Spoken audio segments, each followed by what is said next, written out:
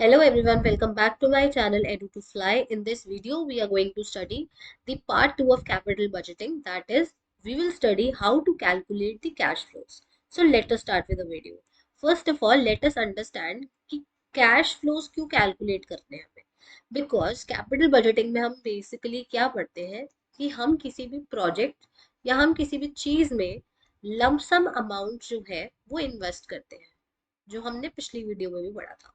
हम जो है लमसम फंड्स को इन्वेस्ट करते हैं in order to get some return over a period of time.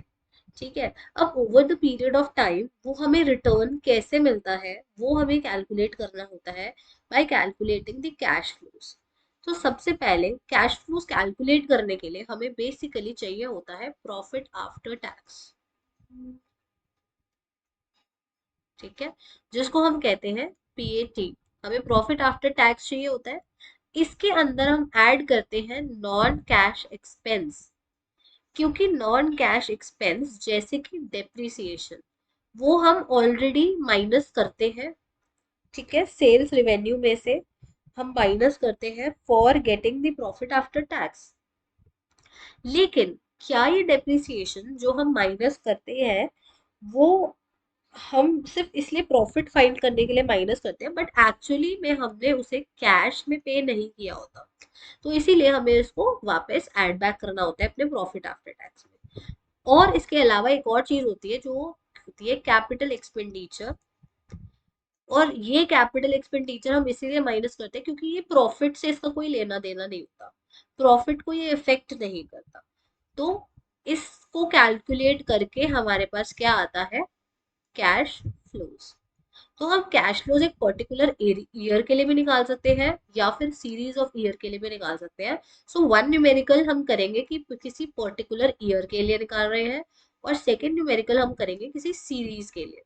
उसके बाद आप मेरे टेलीग्राम चैनल पे जाकर देख सकते हैं कुछ और क्वेश्चंस फॉर प्रैक्टिस, और उसको सॉल्व भी कर सकते हैं. एंड कोई डाउट आता है तो you can ask me there only.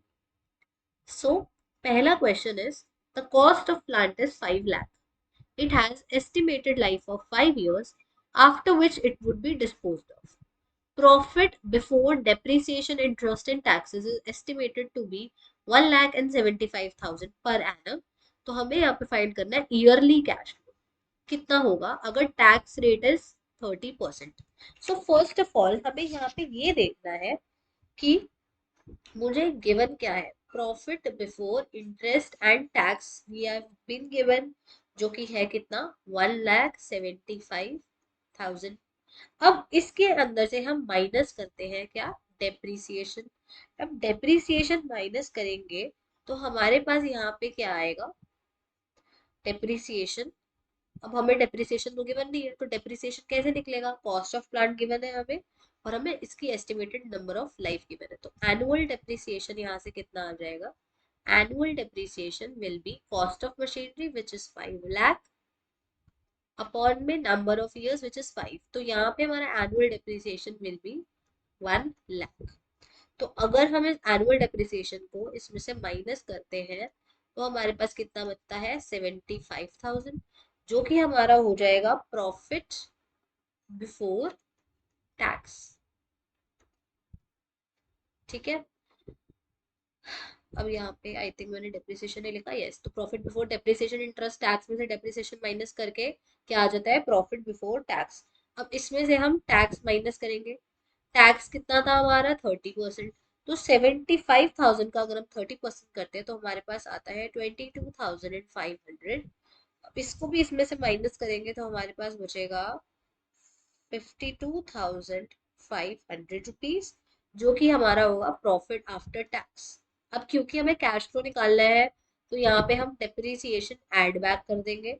तो डेप्रिसिएशन 1 लाख का था, यहाँ पे हमने डेप्रिसिएशन ऐड बैक किया तो हमारे पास कितना आ गया, 1,52,500 रुपीज, जो कि हमारा कैश फ्लो होगा. ठीक है. तो किसी भी पर्टिकुलर ईयर का हमें कैश फ्लो निकालना है तो वो इस तरीके से निकलता है. नेक्स्ट है हम सीरीज ऑफ कैश फ्लो निकालेंगे. तो यहाँ पे हमें निकालना है initial cash flow, subsequent cash flow and the terminal cash flow. तो यहाँ पे हमने पढ़ा था पिछली वीडियो में, आप देख सकते हैं तीनों का मीनिंग क्या है. ठीक है। Initial cash flow, subsequent and terminal यहाँ पे हमें निकालना है। So let us start with this question. पहले हम निकालते हैं इनिशियल कैश फ्लो। तो यहाँ पे इनिशियली हमने मशीन खरीदी है, तो यहाँ पे हमारा कैश आउटफ्लो होगा इनिशियली। तो इनिशियल कैश आउटफ्लो हमारा कितना होगा, जितनी भी कॉस्ट ऑफ मशीन है।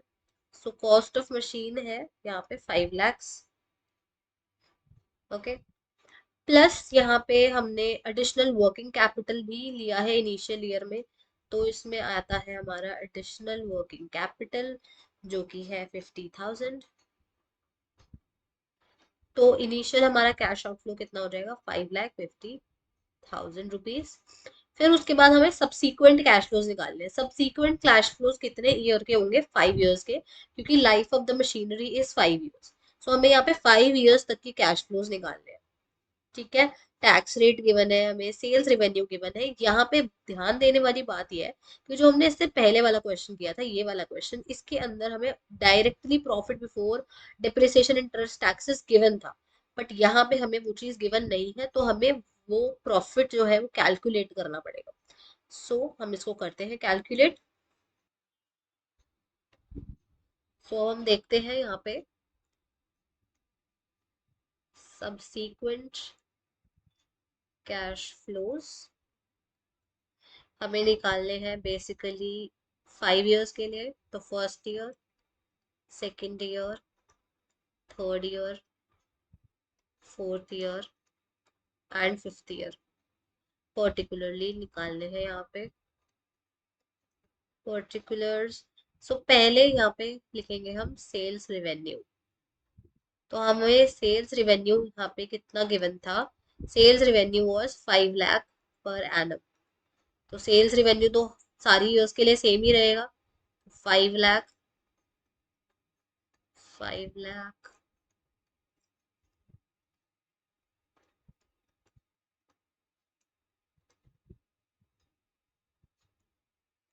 ठीक है, ये हमने सेल्स रेवेन्यू रख दिया। अब सेल्स रेवेन्यू में से माइनस करते हैं हम वेरिएबल कॉस्ट। तो वेरिएबल कॉस्ट हमारी यहाँ पे गिवन थी। Yes, variable cost was 60% of the sales. तो अगर हम 5 लाख का 60% करते हैं तो हमारे पास कितना आता है, 3 लाख रुपीज आता है। तो हमारी वेरिएबल कॉस्ट कितनी हो गई, 3 लाख। तो यहाँ से हम 3 लाख भी माइनस कर देते हैं। 3 लाख।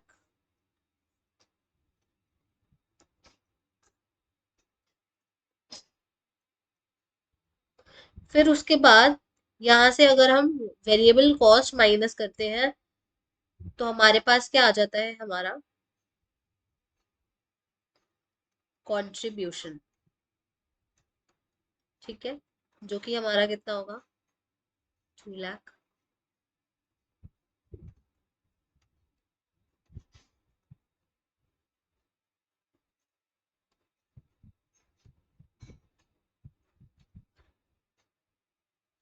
ठीक है।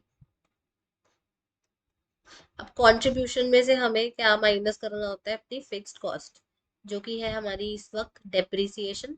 तो डेप्रिसिएशन यहाँ पे अगर हम कैलकुलेट करते हैं, तो डेप्रिसिएशन हमें यहाँ पे ऑलरेडी क्वेश्चन में दे रखा है, 20% का depreciation on WDV method, return down value method. अगर स्ट्रेट लाइन मेथड होता तो डेप्रिसिएशन हर साल के लिए सेम रहता, पर यहाँ पे रिटर्न डाउन वैल्यू मेथड है, तो उसके अकॉर्डिंग हमें डेप्रिसिएशन कैलकुलेट करना है।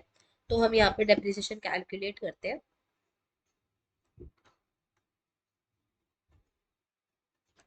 सो we all know that cost of the machinery was 5 lakh.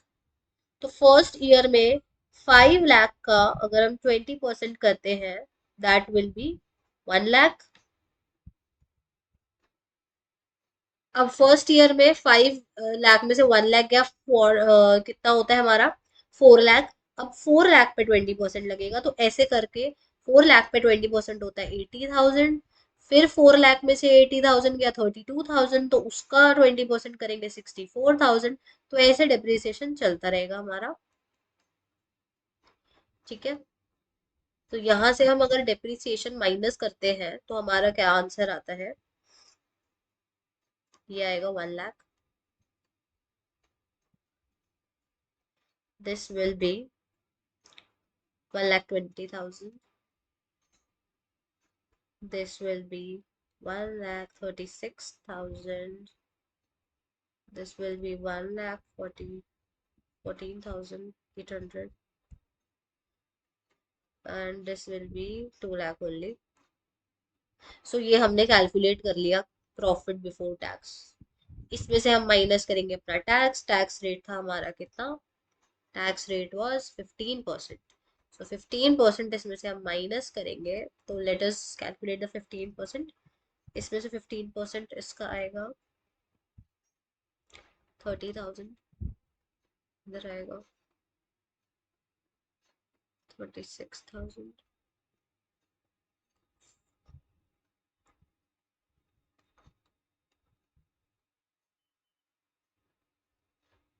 तो यहाँ पे हमने टैक्स माइनस किया जैसे ही, तो टैक्स माइनस करके हमारा जो आंसर आएगा वो हमें पता है क्या होता है, profit after tax.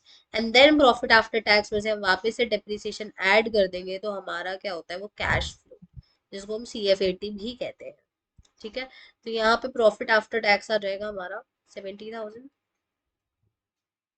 This will be 84,000। 104,160, and this will be 60,000. Oh, sorry, गलत लिख दिया ये मैंने।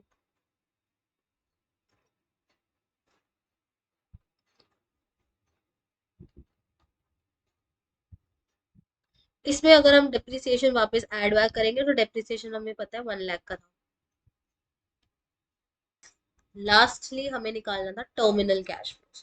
तो यहाँ पे जो टर्मिनल कैश फ्लोज होते हैं वो कैश फ्लोज होते हैं जो बिल्कुल लास्ट के होते हैं, क्योंकि हमने यहाँ पे मशीनरी बेची है 90,000 की। तो जो हमारा 90,000 है that will be the salvage value. तो salvage value was given 90,000। Okay, जो हमारा 5th ईयर में कैश फ्लो आया था वो था 1,40,000।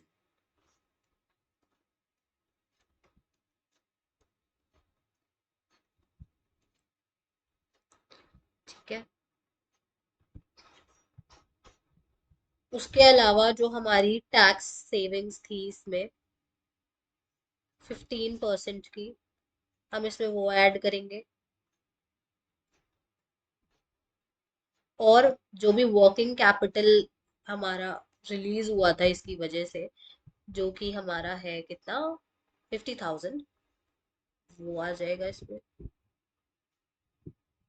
तो हमारा इसको पूरा कैलकुलेट करके टोटल फाइनल जो हमारा कैश फ्लो आता है वो आता है 297,220 रुपीज। सो ऐसे हम बेसिकली कैलकुलेट करते हैं ये सारी चीजें। क्वेश्चंस आपके पास यही आएंगे, या तो आपको पूरा प्रॉफिट कैलकुलेट करना पड़ेगा, सेल्स में से वेरिएबल कॉस्ट, देन कंट्रीब्यूशन आएगा, कंट्रीब्यूशन में से फिक्स कॉस्ट माइनस करके प्रॉफिट आएगा, फिर प्रॉफिट में से इंटरेस्ट और टैक्स आपका पूरा प्रॉफिट टैक्स आएगा। सो ये पूरा प्रोसेस फॉलो करना है, डायरेक्ट आपको प्रॉफिट दिया जाएगा, उसमें से आपको सारी चीजें निकालनी है। ठीक है, तो यहाँ पे एक पॉइंट जो है वो है टैक्स सेविंग्स का। तो टैक्स सेविंग्स 15% ये आई है। तो यहाँ पे ये टैक्स सेविंग्स कैसे आई है मैं वो भी बता देती हूँ। तो हमने टैक्स सेविंग्स निकाली थी 17,220 की, हम उसकी कैलकुलेशन देखते हैं। तो फर्स्टली हम ये देखेंगे कॉस्ट ऑफ मशीन कितनी थी बिल्कुल स्टार्टिंग ओरिजिनल में, 5 लाख थी। अब इसके अंदर से अगर हम जितने भी हमने 4 साल का डेप्रिसिएशन जो भी माइनस किया है, अगर हम सारा माइनस करेंगे तो हमें मशीनरी की ट्रू वैल्यू पता चलेगी। तो फर्स्ट ईयर का डेप्रिसिएशन कितना था, 1 लाख था। ठीक है, यहाँ पे हमें ये देखना है कि हमने रिटर्न डाउन वैल्यू पे मशीनरी को डेप्रिसिएशन करना है एट द रेट 20%। ठीक है, तो यहाँ पे मशीनरी की वैल्यू कितनी रह गई, 4 लाख। अब सेकेंड ईयर का अगर हम डेप्रिसिएशन माइनस करेंगे, अब 40,000 का 20% करेंगे दैट इज 80,000। तो ये वैल्यू कितनी रह जाएगी, 3,20,000। देन थर्ड ईयर का डेप्रिसिएशन अगर हम देखते हैं दैट विल कम एज 64,000। ये माइनस करेंगे तो हमारे पास आएगा 2,56,000। फिर फोर्थ ईयर का डेप्रिसिएशन अगर हम देखते हैं दैट विल बी 51,200। इसको माइनस करेंगे तो हमारे पास आएगा 20,4800 आ जाएगा। फिर उसके फिफ्थ ईयर में क्योंकि कोई डेप्रिसिएशन नहीं लगा था तो यही वैल्यू हमारी अब मशीनरी की ओरिजिनल वैल्यू है। ठीक है, WDV of the machinery at beginning of fifth year, ये होगी। अब उसके बाद फिफ्थ ईयर में क्योंकि हमने इसको बेच दिया तो इसकी सैलवेज जो वैल्यू थी वो 90,000 थी, वो भी हम इसमें से माइनस कर देंगे। तो 90,000 इसमें से हमने माइनस किया तो हमारे पास आ गया ये। अब यहाँ पे आपको देखना है कि ये जो है हमारा लॉस आया है। ठीक है, मशीनरी की वैल्यू कितनी थी? 20,4800, लेकिन बेचा कितने में हमने? सिर्फ 90,000 में। तो हमने कम में बेचा, दैट मीन्स हमें लॉस हुआ। अब इस लॉस के लिए हमें शॉर्ट टर्म कैपिटल लॉस का जो भी टैक्स सेविंग्स है वो हमें उसको देना पड़ेगा। तो टैक्स सेविंग्स हमारी कितनी होंगी? इसका 15%।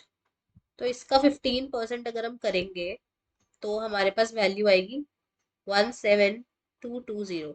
तो ये जो वैल्यू थी वो हमने यहाँ पे टैक्स सेविंग्स को ऐड किया था। सो यहाँ पे हमें नोट करना है दैट जो ये शॉर्ट टर्म कैपिटल लॉस था सेल ऑफ मशीन पे, ये लास्ट ईयर में था क्योंकि बुक वैल्यू जो थी या WDV वाली वैल्यू जो थी वो ज्यादा थी सैल्वेज वैल्यू से, तो हमें टैक्स सेविंग्स होंगी 15% की। Okay, so that was all. तो ऐसे ही यहाँ पे क्वेश्चन सॉल्व होते हैं, तो आप हम मेरे टेलीग्राम चैनल पे जाके और क्वेश्चंस ले सकते हैं, उनको सॉल्व कर सकते हैं। और उन क्वेश्चंस के मैं सोल्यूशन भी प्रोवाइड कर दूंगी सो दैट आपको कोई दिक्कत ना हो। अगर कोई भी डाउट आता है तो आप टेलीग्राम पे ही मुझे मैसेज कर सकते हैं। Thanks for watching the video. If you liked the video, hit the like button, share with your friends, and do not forget to subscribe the channel.